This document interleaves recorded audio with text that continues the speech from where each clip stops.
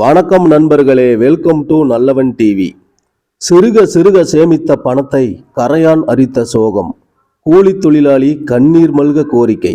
வாங்க விரிவா பார்க்கலாம். சிவகங்கை மாவட்டம் திருப்புவனம் அருகே உள்ள கிலாதரி கிராமத்தை சேர்ந்த கூலி தொழிலாளி பெயர் முத்துக்கருப்பி. இவர் ஒரு கூலி தொழிலாளி. மிகவும் ஏழ்மையில் வாடும் அவர் குழந்தைகளுடன் குடிசை வீட்டில் தான் வாழ்ந்து வராரு. சம்பாதிக்கும் பணத்தை சேர்த்து வைக்க திட்டமிட்ட அவர் இதற்காக தகர உண்டியல் ஒன்றை தயார் செய்திருக்காரு. சிறுக சிறுக ஒரு வருஷத்துக்கும் மேலா சேமித்த பணத்தை கரையான் அரிச்சிருக்கு. தினமும் சம்பாதித்த தொகையை 500 மதிப்பிலான நோட்டுகளாக மாற்றி தகர உண்டியலில் சேமித்து வந்த அவர் அதை வீட்டுக்குள் பள்ளம் தோண்டி மண்ணில் புதைத்து வைத்திருக்காரு. அந்த வகையில அவர் 1 லட்சம் வரைக்கும் தகர உண்டியல்ல சேர்த்து வைத்திருக்காரு.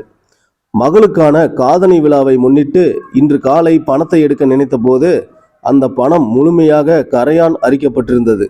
இது கடந்த 1 ஆண்டுக்கு மேலாக சேமித்த தொகை.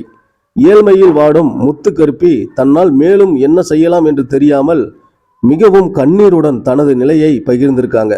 சேமிப்பு பணம் முழுசுமே வீணாகி போயிட்டதால அடுத்து என்ன செய்வது அப்படின்னு தெரியாம கண்ணீர் வடிக்கும் முத்துக்கருப்பி தனக்கு உதவி செய்ய வேண்டும் என்று கோரிக்கை வச்சிருக்காங்க. அதனால அந்த பணத்தை பேங்க்ல போய் காமிச்சிருக்காங்க. அவங்களும் அங்க அதை மாற்ற முடியாது அப்படின்னு சொல்லியிருக்காங்க.